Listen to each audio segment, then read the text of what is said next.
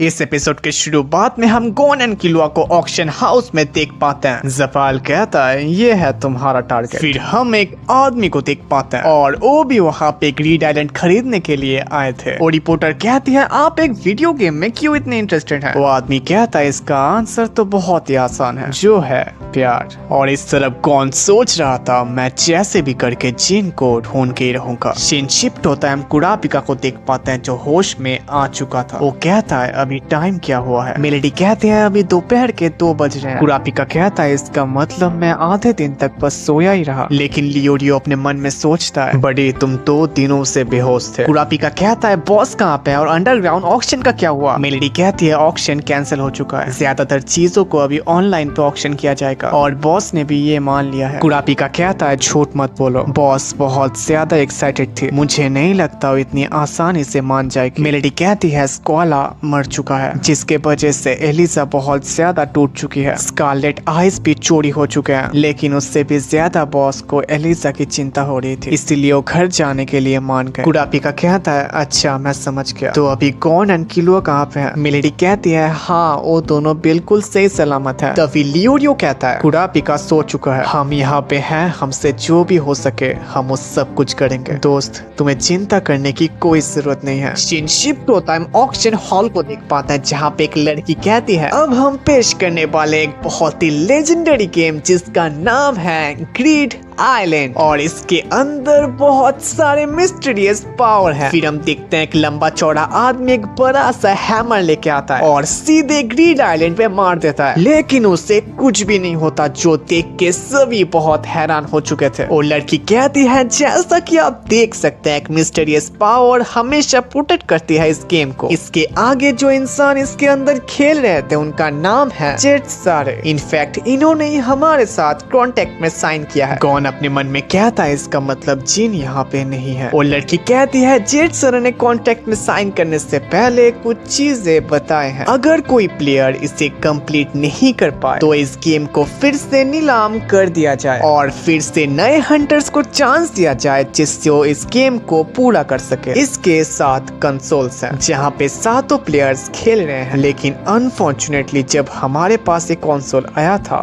2 players already मर चुके थे। और सबसे बड़ी बात आप अगर गेम के अंदर मरते हैं तो रियल लाइफ में भी मर जाएंगे, इसीलिए सोच समझ के बेट करना। और स्टार्टिंग बेट है 900 मिलियन जेनी। फिर सभी बेटिंग करने लगता है, लेकिन तभी हम किलुआ के भाई को देख पाते हैं। किलुआ अपने मन में कहता है मेरा भाई यहाँ पे कर क्या रहा है? गॉन कहता है सभी हाथ क्यों उठा रहे हैं? सपाल कहता है बेटिंग करने के लिए हाथ उठाना जरूरी होता है। इस तरफ हम इस आदमी को देख पाते हैं जिसने 12 बिलियन लगाया था गेम के लिए। ठीक तभी गॉन भी कहता है क्या इस तरीके से? और गॉन ने हाथ उठाते 24 बिलियन लगा दिया था, जिसके वजह से जफाल तो बहुत भड़क जाता है, लेकिन इस दद्दू ने 25 बिलियन बोली लगा दिया था और अगर ऐसा ना होता तो गॉन की तो लग जाती। तभी हम किलुआ के भाई को देख पाते हैं जो 25.5 बोली लगा दिया था। किलुआ अपने मन में कहता है इसके पास कितने पैसे हैं, लेकिन तभी इस दद्दू ने एकदम से बढ़ा के 30.5 बिलियन में लगा दिया था। शिन शिफ्ट होता है, हम उस दद्दू को देख पाते हैं जो किसी और आदमी के साथ उस गेम के बारे में बात कर रहा था। ठीक तभी यहाँ पे गॉन एंड किलुआ भी आ जाते हैं जो कहते हैं हम दोनों एक प्रो हंटर हैं, हम आपको ग्रीड आइलैंड क्लियर करने से मदद कर सकते हैं। तभी उनके गार्ड आके कहते हैं बच्चे मजाक बहुत हुआ,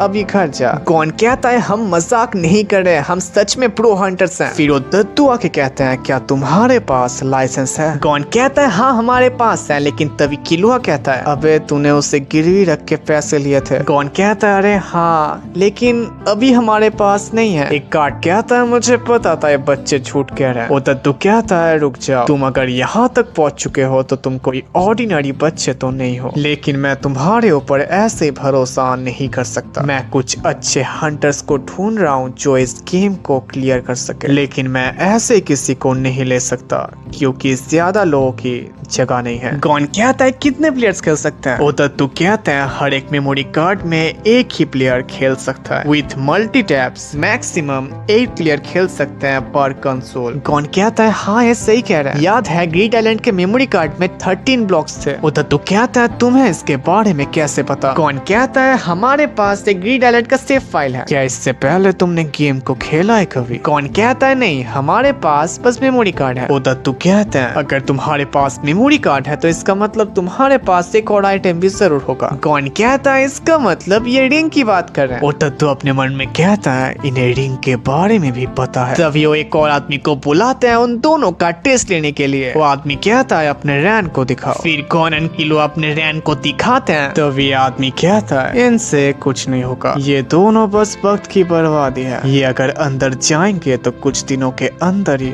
मर जाएंगे। तभी कौन गुस्से में कहता है तुमने कैसे कह सकते हो, हमने तो अभी ट्राई भी नहीं किया। वो आदमी कहता है अगर तुम इस गेम के अंदर जाओगे तो तुरंत ही मर जाओगे। बहुत सारे प्लेयर्स बहुत टाइम से इसके अंदर फंसे हुए हैं। तुम अगर इसके अंदर जाओगे तो ना ही तुम अपने मेमोरी कार्ड को रीसेट कर पाओगे ना ही रिमूव कर पाओगे। इन अदर वर्ड तुम किसी नए प्लेयर को अंदर नहीं भेज सकते। होता तो कहते हैं मैंने 100 हंटरों को हायर किया था गेम को पूरा करने के लिए, लेकिन उनमें से आधे लोग तो गिव अप भी कर चुके हैं। कौन कहता है गिव अप कर चुके हैं इसका मतलब क्या है। होता तो कहता है वो सब रियल वर्ल्ड में आने के लिए गिव अप कर चुके हैं। उन्होंने डिसाइड किया है वो इस गेम के अंदर ही अपनी जिंदगी गुजार देंगे। इसीलिए मैं बहुत ज्यादा केयरफुल हूँ अपने प्लेयर्स को सिलेक्ट करने के लिए। हमें स्ट्रॉन्ग हंटरों की तलाश है जो आइटम को कलेक्ट करके रियल वर्ल्ड में वापस आ सके। किलुआ कहता है हम स्ट्रॉन्ग है या नहीं इस आदमी को कैसे पता। होता तो कहता है क्योंकि ये प्रो हंटर है जो ग्रीड आइलैंड पहले भी खेल चुका है। मैं अपने एक्सपीरियंस के साथ कह रहा हूँ। वैसे तो गेम के अंदर से आइटम कलेक्ट करके बाहर आना बहुत आसान है, लेकिन तुम्हारा जो अब कंडीशन है इसके साथ कुछ नहीं हो सकता। इनफैक्ट गेम के अंदर जाते ही तुम्हारा गेम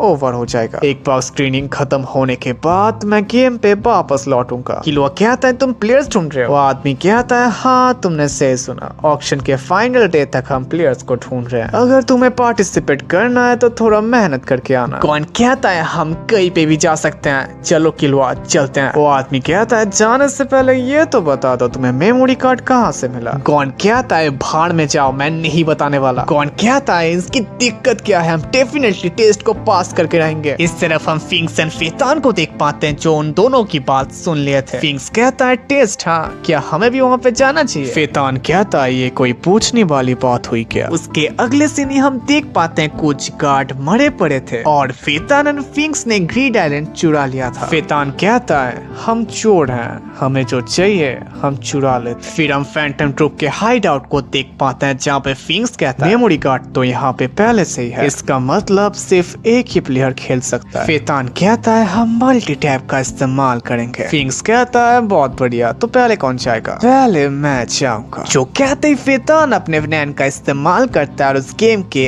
अंदर चला जाता है। ठीक तभी वहाँ पे 4 और मेंबर्स आ जाते हैं। फिंक्स कहता है ये एक गेम है, क्या किसी को खेलना है, लेकिन सभी के सभी मना कर देते हैं। फिंक्स कहता है अच्छा ठीक है तो मैं तुम लोगों से बाद में मिलूंगा। जो कहते ही वो भी गेम के अंदर चला जाता है। माची कहती है ये तो एकदम से गायब हो गया, ये किस तरीके का गेम है। फ्रैंकलिन कहता है इसका नाम ग्रीड आइलैंड है, अगर कोई इस गेम में मर जाए तो रियल लाइफ में भी मर जाएगा। इस तरफ हम गॉन को देख पाते हैं जो बहुत ज्यादा भड़का हुआ था। वो कहता है वो कैसे कह सकते हो हम उस गेम के लायक नहीं है। किलुआ कहता है हाँ वो सही है, तुम कहना क्या चाहते हो। किलुआ कहता है हमें पहले हार्ट्सू को सीखना होगा जिससे हम हमारे स्पेशल अटैक को बना सकते हैं। एक बात याद करो कुरापिका ने भी नैन को तभी सीखना स्टार्ट किया था जब हमने भी किया था, लेकिन वो फैंटम ट्रूप से लड़ पाया क्योंकि उसके पास एक स्पेशल एबिलिटी है। कौन कहता है हाँ तुमने सही कहा, वो बहुत ज्यादा पावरफुल हो चुका है, लेकिन इसके लिए उसने अपनी जिंदगी को खतरे में डाल दिया है। किलुआ कहता है हम ऐसा बिल्कुल नहीं करेंगे, हमें एक ऐसी एबिलिटी चाहिए जिससे कम रिस्क हो। लेकिन हम कौन को देख पाते हैं जो बहुत ज्यादा कंफ्यूज हो जाता है। किलुआ कहता है मुझे पता था ऐसा ही कुछ होने वाला है, लेकिन पहले ये बताओ तुम्हें किस तरीके की एबिलिटी चाहिए। लेकिन कौन फिर भी कंफ्यूज हो जाता है। किलुआ कहता है तुम एक एनहांसर हो तो सोचो तुम अपने पावर को कैसे बढ़ा सकते हो। ऐसा सोचो सोचो तुम अपने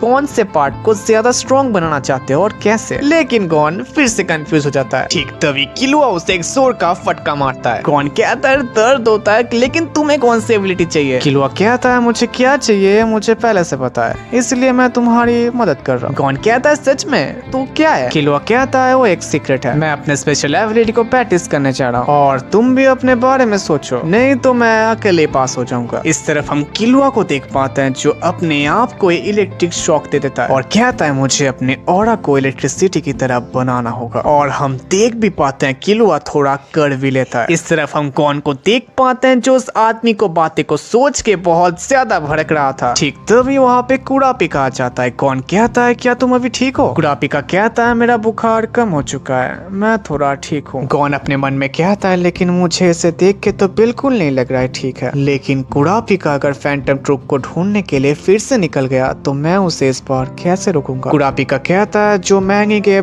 तुम दोनों ढूंढ रहे थे क्या वो मिला। फिर गॉन सब कुछ समझा के कुरापिका को बताता। कुरापिका कहता है अच्छा तो तुम्हें गेम के अंदर जाने से पहले एक टेस्ट देना होगा। गॉन कहता है हाँ, लेकिन कुरापिका तुम किस तरह की ट्रेनिंग किए हो। कुरापिका कहता है जब मैंने सोचा था मैं कॉन्जुरर चेन बनाऊंगा तब मैंने बहुत ज्यादा इमेज ट्रेनिंग लिया था। मैंने 1000 से ज्यादा चेन की तस्वीरें बनाए हैं। इसके अलावा मैं चेन को हमेशा देखता रहता हूँ, वो कैसा है, कैसे लिंक्ड है, इसके अलावा भी चेन का कैसा स्मेल है, कैसा टेस्ट है, सब कुछ मैंने चेन्स को हमेशा मेरे पास रखता था। एक टाइम के बाद उन्होंने मुझसे वो ले लिया और उसके बाद ही मैं धीरे धीरे कॉन्जुरर चेन को बनाना सीख गया। और बाकी तुमने जो ट्रेनिंग किया है मैंने भी वही किया है, बस टैन और रन। गॉन कहता है अच्छा तो मेरे पास एक आइडिया है, तुम मेरे मास्टर बन जाओ, तुम बताओ मैं क्या गलत कर रहा हूँ और क्या सही कर रहा हूँ। इसके मदद से मैं कुरापिका को फैंटम ट्रूप के पीछे करने से रोक सकता हूँ। लेकिन कुरापिका कहता है माफ करना, मैं नहीं हो सकता, कल मेरे बॉस यहाँ से जाने वाले हैं तो मैं भी यहाँ से जाने वाला हूँ। कौन कहता है तुम यॉर्कन्यू सिटी को छोड़ने वाले हो। हाँ तुमने सही कहा, लेकिन मैं स्टील स्पाइडर के लेके बहुत ज्यादा कंसर्न हूँ। लेकिन ऑलरेडी 2 दिन गुजर चुके हैं तो ऐसा हो सकता है वो जा चुके हैं। लेकिन तुम इस चीज के बारे में अपने मास्टर से क्यों नहीं पूछते, वो जरूर मुझसे अच्छे बता पाएंगे। फिर कौन मास्टर विंग को कॉल करता है, सब कुछ कहता है देखो कौन एनहांसर्स को कोई स्पेशल एबिलिटी की जरूरत नहीं होती क्योंकि एनहांसर सबसे बैलेंसेबल कैटेगरी है जो डिफेंस एंड ऑफेंस दोनों में ही बहुत स्ट्रांग होते हैं। अगर तुम 10 और 9 में मास्टर हो जाओ तो तुम बहुत ज्यादा स्ट्रांग हो जाओगे। गॉन कहता है लेकिन मेरे पास उतना टाइम तो नहीं है, टेस्ट 4 दिनों के अंदर होने वाला है। मास्टरिंग कहता है सुनो गॉन, अगर मैं एक जज होता तो मैं बहुत ज्यादा डिसअपॉइंट होता एक एनहांसर को स्पेशल एबिलिटी को इंप्रूव करते हुए देख के। तुम्हें किसी और की नकल करने की जरूरत नहीं है, तुम पहले ही बहुत स्ट्रांग हो, तुम बस प्रैक्टिस करते रहो, तुम अपने आप ही समझ जाओगे तुम्हें क्या करना है। लेकिन कौन तो कंफ्यूज हो जाता है, वो कहता है मुझे हिंट चाहिए। मास्टर विंग कहते हैं अच्छा ठीक है, अगर तुम फिर से उस आदमी से मिलो तो तुमने आज तक जो भी सीखा है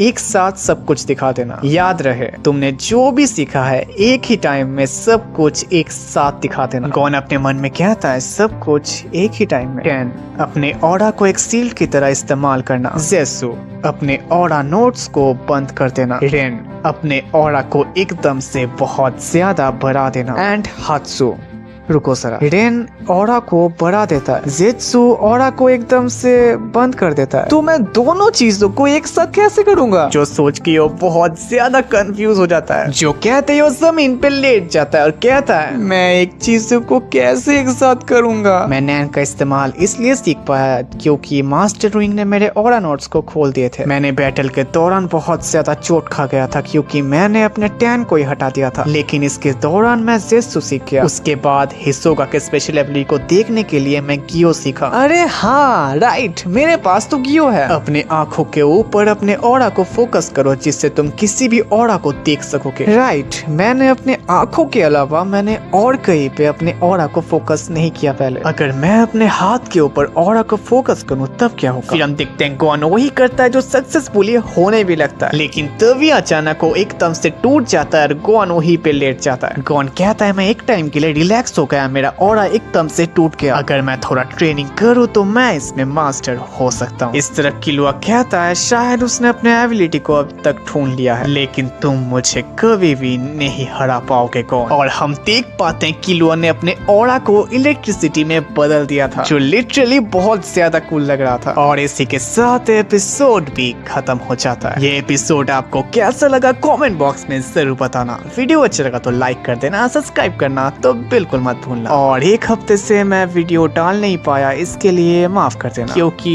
एक हफ्तों से मेरी जिंदगी की थोड़ी लगी पड़ी थी। लेकिन आगे से मैं कंटिन्यूअसली वीडियो डालता रहूंगा। टाटा।